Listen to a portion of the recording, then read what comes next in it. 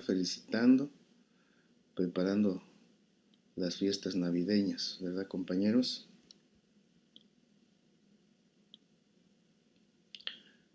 Buenos días, buenas tardes. Buenas tardes, doctor. El día de ayer ya habíamos estado viendo algunas cosas importantes de la pelvimetría. Vimos los tres estrechos. El estrecho superior, donde vimos el diámetro anteroposterior, transversos, oblicuos. El estrecho medio, el diámetro biciático o biespinoso, que va de una espina ciática a otra espina ciática. El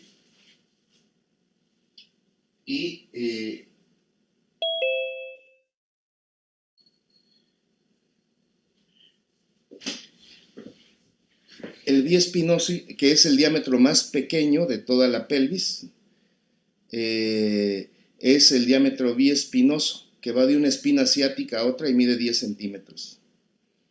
Ese es en el estrecho medio, el estrecho más reducido de toda la pelvis. Vamos a ver si podemos ver la pelvis. Aquí está la pelvis, aquí estaría parada la paciente, ¿verdad? Pero como nosotros estudiamos a la pelvis en obstetricia, es en esta forma, que es lo que nos interesa de la pelvis. ¿Ves? Ver la entrada de la pelvis, así, la entrada de la pelvis. Y aquí vemos entonces que esta pelvis, si ustedes se dan cuenta, vamos a analizar esta pelvis, y es una pelvis con un ángulo subpúbico mayor de 90 grados, o sea, es una pelvis ginecoide, miren ustedes, por el ángulo subpúbico que tenemos acá. Bueno, pero ahorita estamos viendo el estrecho medio, después ya nos llevamos esta pelvis para que ustedes la vean. Y entonces, aquí así como ustedes la verían desde arriba, aquí así, esta pelvis, aquí estamos viendo el sacro, el coxis, pero aquí vemos dos salientes óseas, aquí. Estas son las espinas ciáticas, estas, de acá para acá. Y este es el diámetro transverso del estrecho medio de la pelvis, diámetro biespinoso, biciático, biespinoso que va de espina ciática a otra espina, 10 centímetros. Pero el día de ayer también veíamos el estrecho inferior, que es el estrecho más, es el estrecho de salida. Y aquí también nos interesa un diámetro transverso, el diámetro bituberoso, de las patitas de la pelvis, estas patitas de la pelvis, que son las tuberosidades isquiáticas, porque este es el isquion. Entonces, cuando nosotros estamos viendo la pelvis así, aquí quedarían las patitas de la pelvis, aquí y aquí la otra. Al analizar el estrecho inferior de la pelvis, vamos a encontrar que el estrecho inferior de la pelvis nos va a formar, esto es importante tenerlo en cuenta después. Déjenme ustedes ver, a ver aquí. Al estar estudiando el estrecho inferior de la pelvis, fíjense ustedes cómo el diámetro bituberoso, que va de tuberosidad isquiática a otra tuberosidad isquiática, o sea, el transverso es el que vamos a poder medir, mide en promedio 11 centímetros, ayer habíamos dicho 10, pero mide 11, y también tiene un diámetro anteroposterior. Pero al hacer esto de un diámetro anteroposterior que se intersecta con el transverso en el estrecho inferior de la pelvis, nos va a formar aquí indirectamente algo muy interesante, que son dos triángulos de base común. Un triángulo anterior, cuyo vértice es la cimis del pubis, y un triángulo posterior. Recuerden que al intersectarse el diámetro anteroposterior con el transverso en el estrecho inferior de la pelvis, nos va a formar dos triángulos de base común,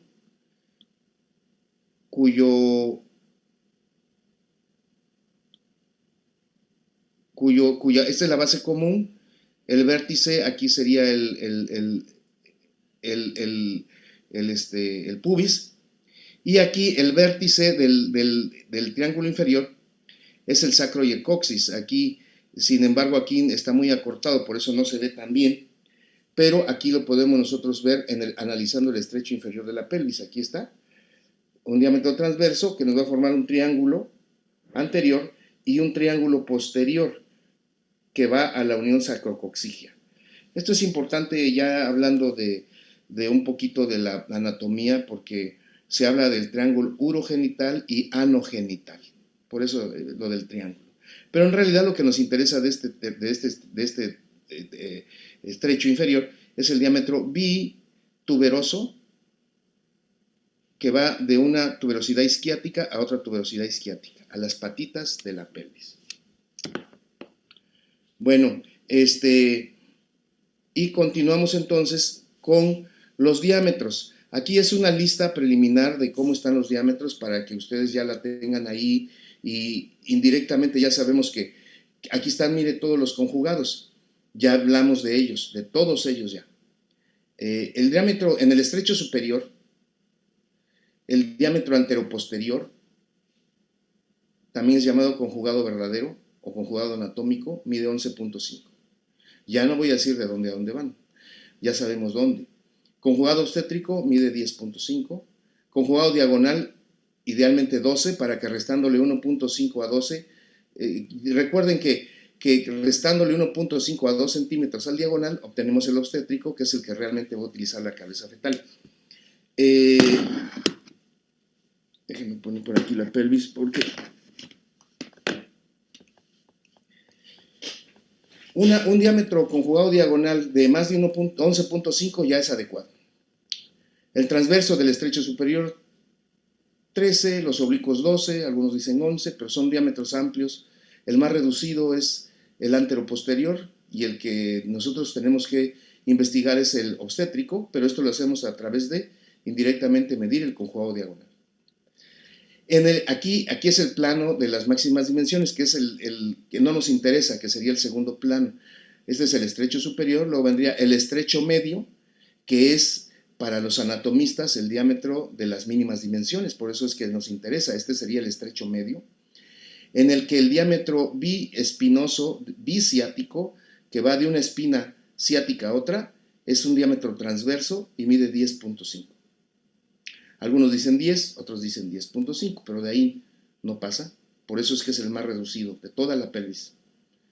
Y luego en el estrecho inferior, el diámetro que nos interesa no es el anteroposterior, porque ese ya es de salida. El que nos interesa es el transverso, el bituberoso, que va de tuberosidad isquiática a otra tuberosidad isquiática y que mide 10 centímetros. Guarden esta listita por aquello de que sea pregunta después de examen.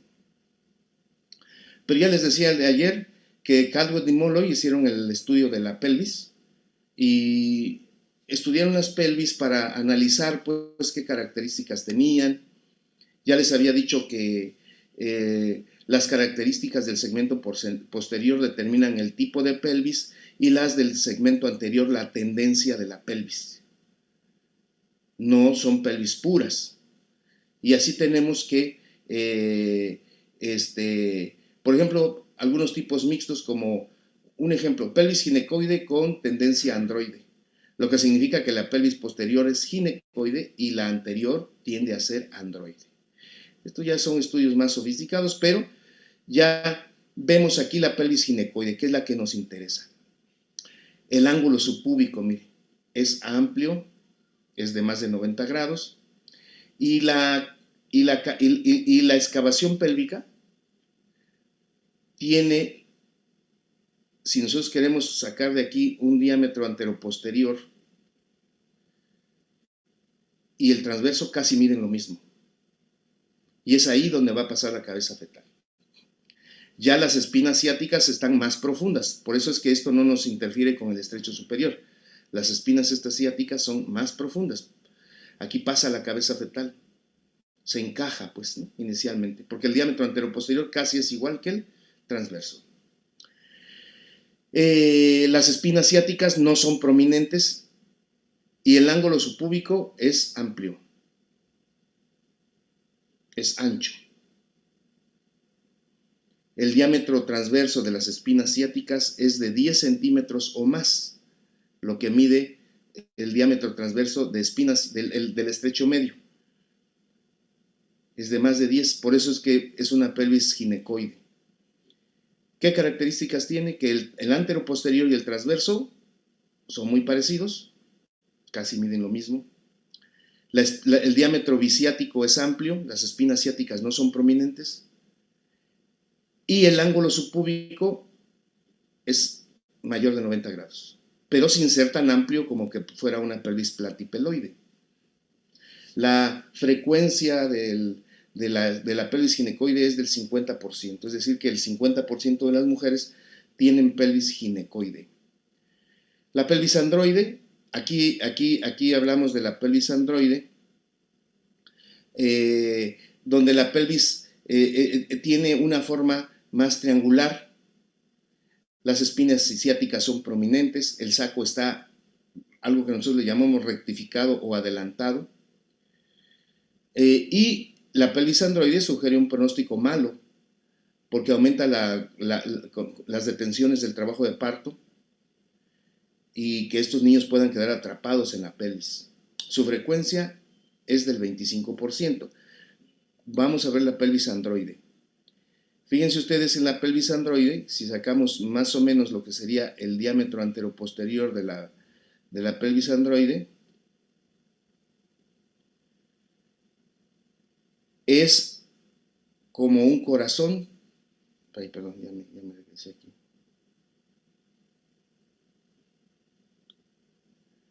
Es como un corazón, ¿sí?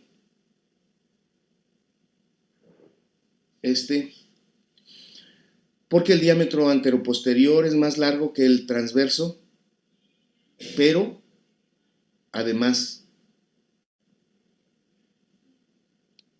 fíjense ustedes las espinas ciáticas prominentes, lo que hace que tengamos un diámetro biciático reducido. Miren, diámetro biciático reducido, y el ángulo subpúbico es cerrado. Pelvis androide. Pelvis antropoide. Aquí, en la pelvis antropoide, el diámetro anteroposterior es mayor que el diámetro transverso, que nos hace un óvalo así, un óvalo así. Este sería la pelvis androide. El transverso es más grande que el anterior, que el anteroposterior. ¡Ay! Esas fotos que me toman. Bueno, el diámetro, fíjense ustedes, este sería la pelvis androide, así. Porque el diámetro anteroposterior es más reducido que el transverso y tiene forma de corazón. El sacro está rectificado hacia adelante, por eso es que hace esto. En la pelvis antropoide, el diámetro anteroposterior es más largo que el transverso y nos hace un óvalo así.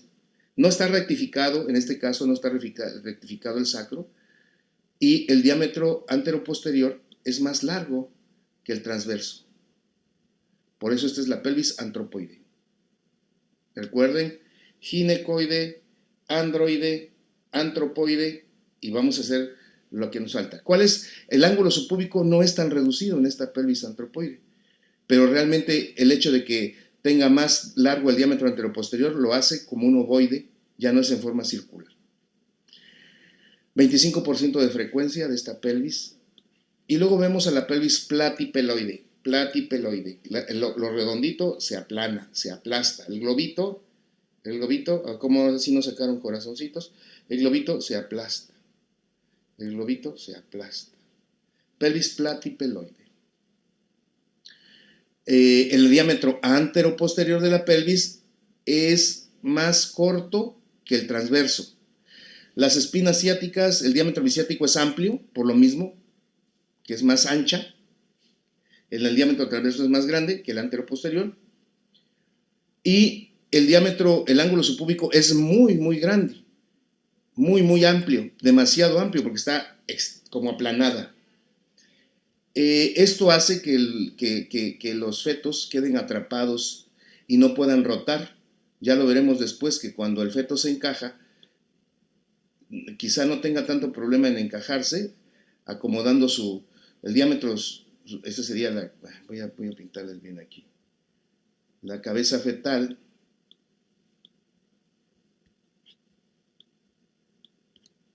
no quiere borrar, pero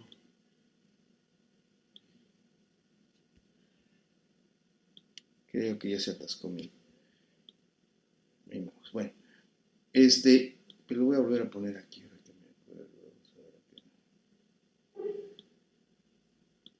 Y vamos a poner en verde. Entonces la cabeza fetal que entra a la pelvis, nada más que aquí ya la cabezota me va a quedar muy choquita. Tiene que ser una cabeza así. La cabeza fetal no va a poder hacer el movimiento de rotación. Recuerden que era encajamiento, descenso y flexión, aunque esto ya lo vamos a entender después. El feto va a utilizar un diámetro transverso o oblicuo para encajarse. Va a utilizar un diámetro transverso o oblicuo para encajarse. Y entonces tiene que hacer un movimiento de rotación interna y no va a poder rotar, queda atrapado así lateralmente, digamos, queda orientado sus diámetros cefálicos, ya no puede hacer el movimiento de rotación interna. O sea, sí se encaja, pero ya no puede rotar, porque está muy reducido el espacio en el sentido anteroposterior. Es la más rara de toda la pelvis, en un 3%. Ya vamos a ver esto de la rotación, ya vamos a hablar del mecanismo de trabajo de parto, donde vamos a poder entender mucho más esto que estamos viendo ahorita. Ya no pude borrar, no sé por qué razón, pero bueno. Esta es la pelvis platipeloide, de lo cual quería que habláramos.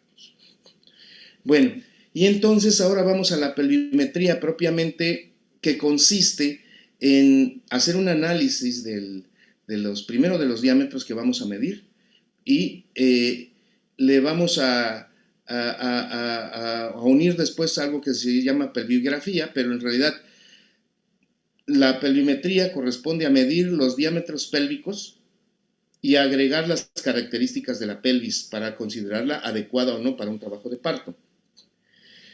Ya decíamos entonces que vamos a medir 3 diámetros. En el estrecho superior de la pelvis vamos a medir el conjugado diagonal. Vamos a medir en el estrecho superior de la pelvis este conjugado diagonal, que está en sentido anteroposterior, llamado también, bueno, primero vamos a, en el estrecho superior tenemos el anteroposterior, conjugado anatómico o verdadero. Como no lo podemos tocar, no podemos tocar el pubis y el borde superior, no podemos tocar el promontorio y el borde superior de la sínfisis del pubis, lo que podemos tocar es el borde inferior, pero no el borde superior, en un tacto. Entonces, vamos a ver cómo se mide el conjugado diagonal, que indirectamente nos da el conjugado obstétrico. ¿Cuándo se recomienda hacer una pelvimetría? Cuando la paciente tiene ya 37 semanas, ya está lista, ya es de término el embarazo, entonces conviene hacer una pelvimetría para ver qué tipo de pelvis tiene la paciente y ver si puede tener un trabajo de parto. Se recomienda pues a la semana 37 de gestación. No tiene caso que le hagan una pelvimetría cuando tiene 10 semanas de embarazo, ¿verdad? O cuando tiene 20 semanas. Conviene hacerlo a las 37 semanas para evaluar el tamaño del feto y las características de la pelvis.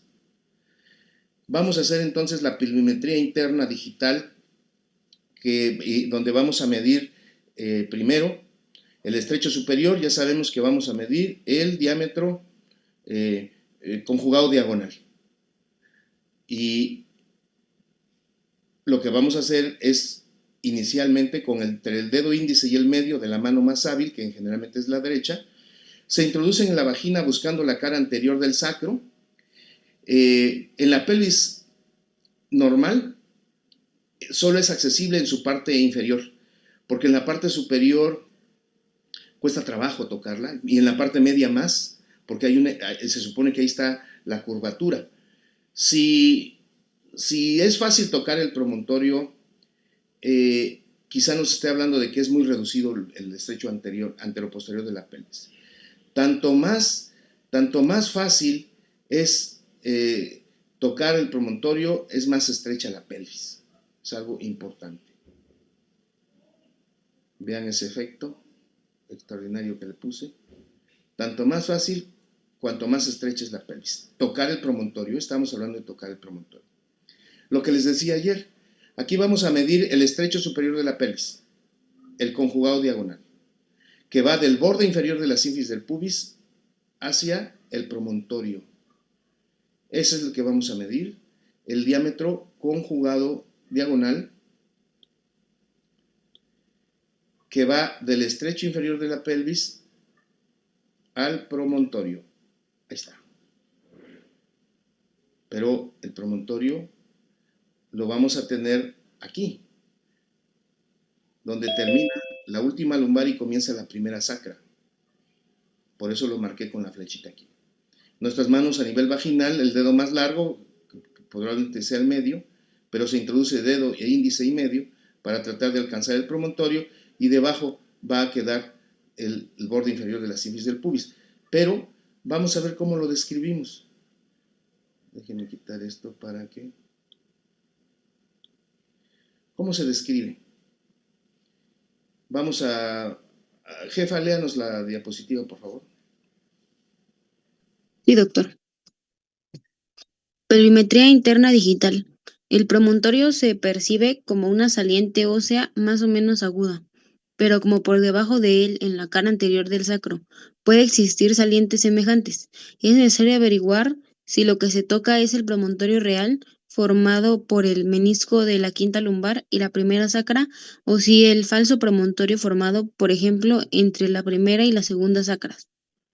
Sí, recuerden entonces que el promontorio verdadero, al correr los dedos lateralmente, van a tocar los alerones del sacro. Y el promontorio falso, al correr los lados hacia los lados, se tocan los agujeros sacros. Ya estaría muy abajo. Ya estaría muy, muy abajo. Entonces, aquí está nuestra pelvis. Este es el promontorio verdadero. Lo que vamos a tocar serían los alerones del sacro, si tocamos lateralmente. Los alerones del sacro, esto tocaríamos lateralmente cuando estamos tocando verdaderamente el promontorio. Si estamos muy abajo, en lugar de tocar los alerones, lo que vamos a tocar son los agujeros del sacro, estos agujeros del sacro. Tenemos que tocar los alerones del sacro y no los agujeros. Ok. Bueno, nuevamente alguien que nos lea la técnica.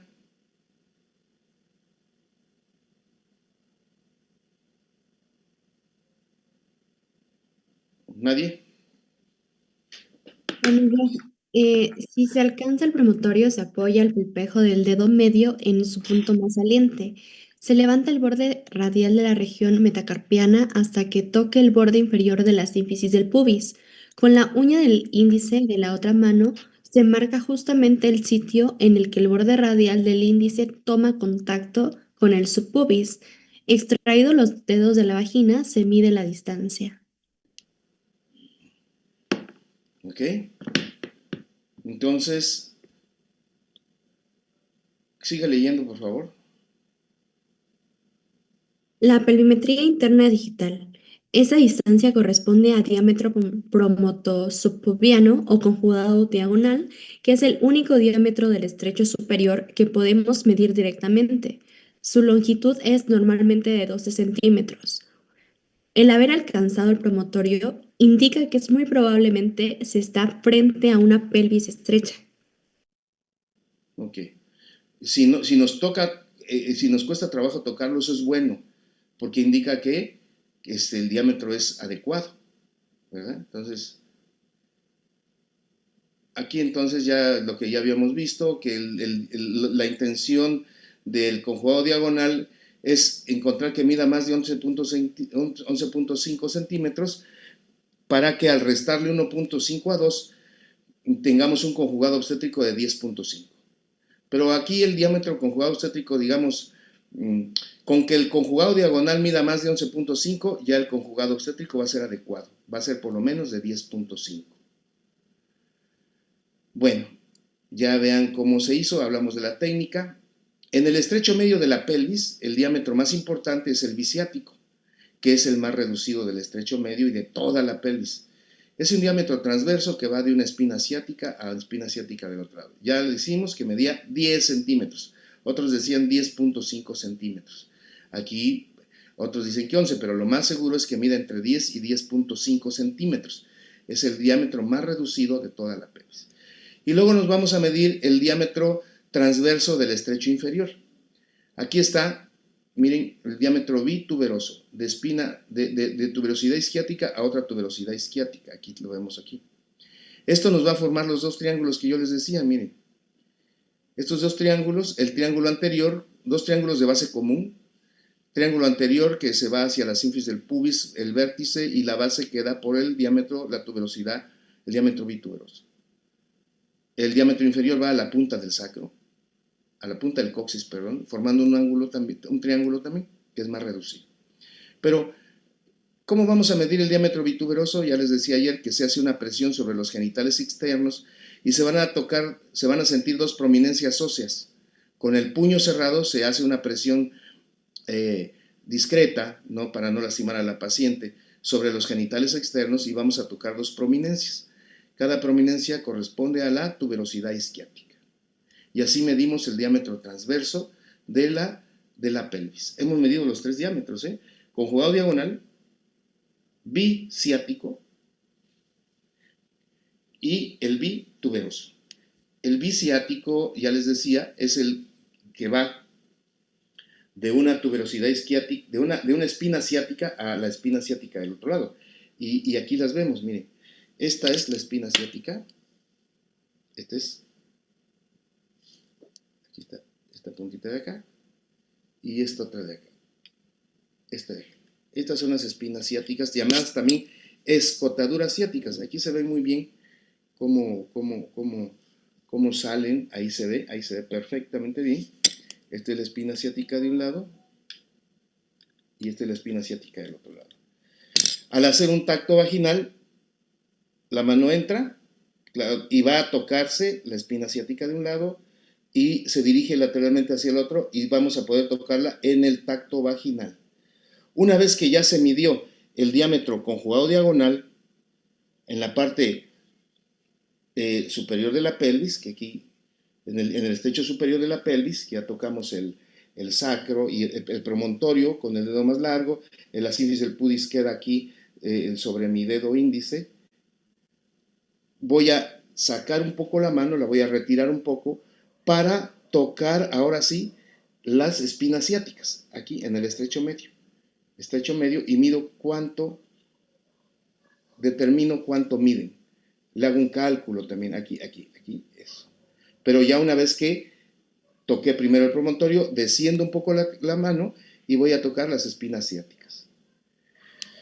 Luego voy ya cuando ya retiré la mano, entonces hago la presión sobre los genitales externos para determinar cuánto mide el diámetro transverso del estrecho inferior de la pelvis, el diámetro bituberoso. El diámetro bituberoso. Pero la pelvis, ya medimos los tres diámetros, pero hay otras características de la pelvis que me van a servir. Por ejemplo, aquí no he determinado el ángulo subpúbico, no lo he medido.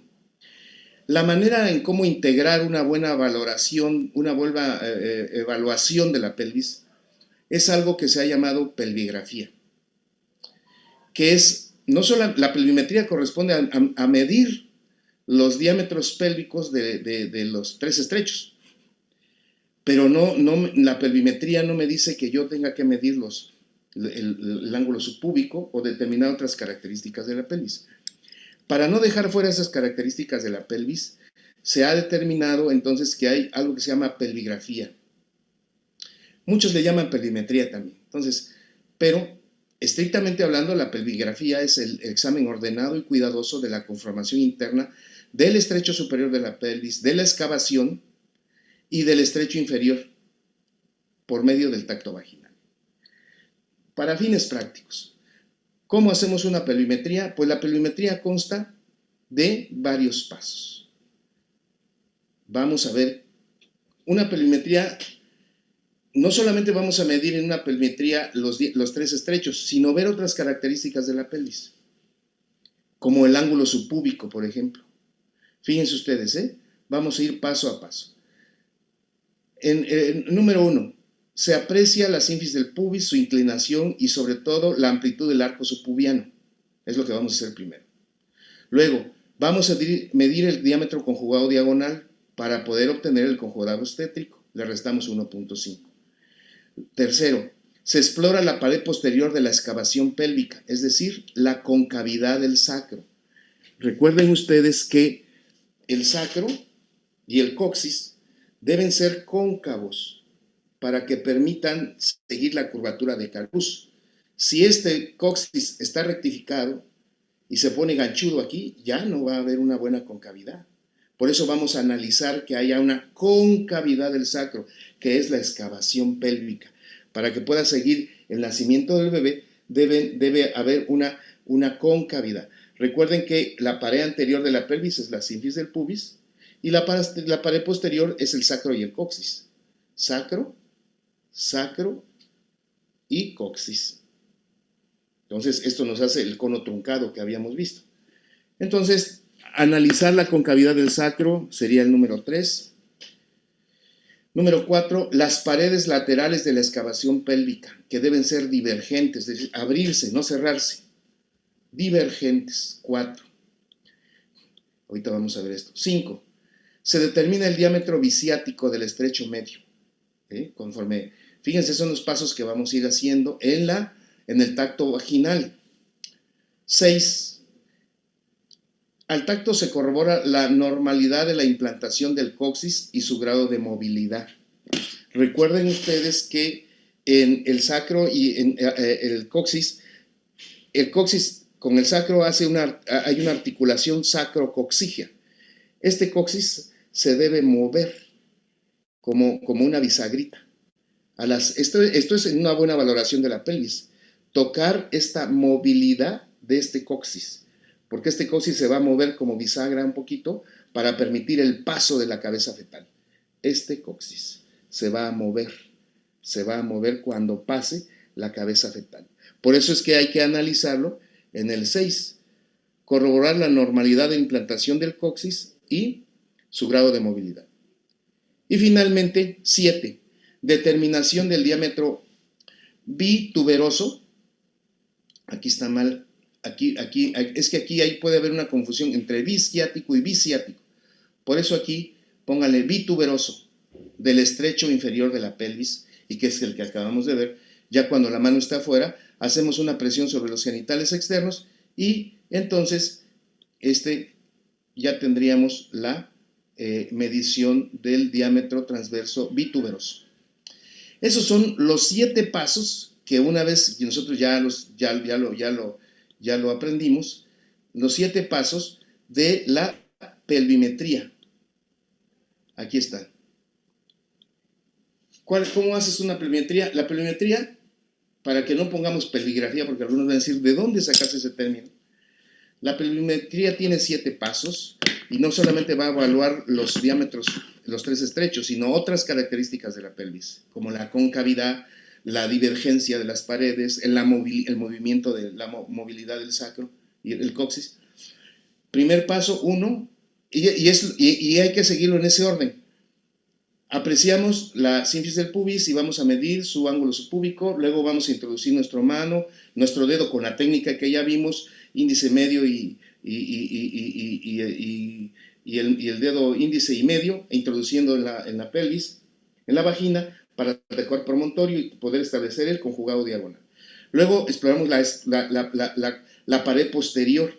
Con nuestros mismos dedos vamos a checar que la pared posterior sea cóncava. La excavación, que sea cóncava, la excavación del sacro, esta excavación. Luego las paredes laterales, que sean divergentes. Luego, que ahí vamos ya en el 4, 5, el diámetro bisiático. Todavía no sacamos la mano de la vagina y nos vamos, pero ya la descendimos un poco y ya que vimos todos esos, hasta el 5, nos vamos luego a la espina ciática de un lado, espina ciática del otro lado, que ya vimos cuáles son estas espinas ciáticas, esta de aquí y esta de acá. Y ya sabemos que el diámetro bisiático está en el estrecho medio, que es el más reducido de toda la pelvis. Luego, en el siguiente, ya que medimos el diámetro bisiático, nos vamos a ver la implantación y movilidad del sacro con respecto al coxis. Ahí está. Ahí está. Y de ahí nos vamos, ya sacamos la mano y nos vamos a hacer una presión sobre los genitales externos para que veamos cómo al hacer esta presión con la mano vamos a determinar el diámetro transverso. Si lo vemos en esta pelvis es muy buena porque el diámetro aquí me dice que, fíjense, pasa mi mano, no alcanzo a tocar al mismo tiempo casi las dos tuberosidades isquiáticas, que me hablan entonces de un diámetro mayor de 11 centímetros. Esos son los pasos de la pelimetría que vamos a analizar uno a uno nuevamente para aprender a hacer la pelvimetría basados ya en lo que hemos conocido de anatomía. Ahondando un poquito más en la cefalopelimetría, entre 1935 y en los años 60 se hizo la clasificación de Cadwell y Molloy, ¿no? Que ya, donde establecieron este tipo de pelvis, ¿no? Ya la ginecoide, la antropoide, androide, antropoide, platipeloide, ginecoide, androide, antropoide y platipeloide. Recuerden que el corazón es la androide, la antropoide es así, un óvalo, así, con más ancho en anteroposterior que en transverso. Esta es la antropoide. Y la androide es la del corazón. Y la platipeloide es así. Recuerden que son nuestros símbolos. Nuestros símbolos secretos de todos nosotros que estamos teniendo esta clase. Esta clasificación de Cadwell y Molloy nos permitía, a través de una radiografía, sacar un índice que se llamaba índice de Cadwell y Molloy, pero cefalopelvimetría radiológica. Y nos permitía sacar un índice, el índice de Cadwell y Molloy, donde se hacía una medición de la pelvis y se medían también los diámetros de la cabeza fetal y se hacía una fórmula en donde el diámetro transverso de la cabeza fetal se le restaba al diámetro transverso de la pelvis, el diámetro anteroposterior de la pelvis se le restaba al diámetro anteroposterior de la cabeza fetal, algo así. Y se dividía y se sacaba una constante.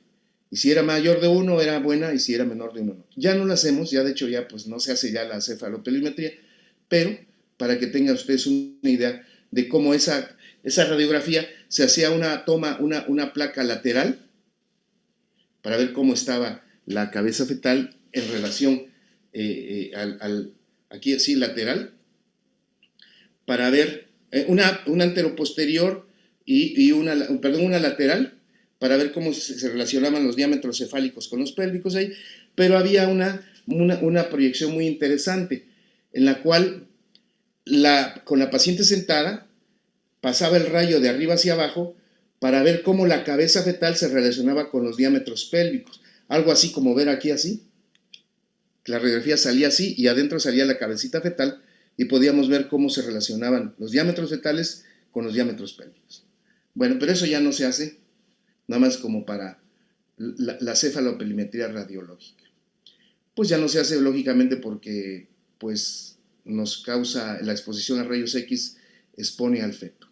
Estamos por terminar el tiempo que tenemos para hoy para la clase, pero nos vemos ya, pues yo creo que, no sé si tengamos clase mañana, doctora. No sabría decirle, doctor, porque los de proyectores no están. Perfecto, pero ustedes salen mañana. Sí, mañana ya es el último día. Bueno. O si igual podemos vernos en línea, porque proyector no hay, pero... Ok.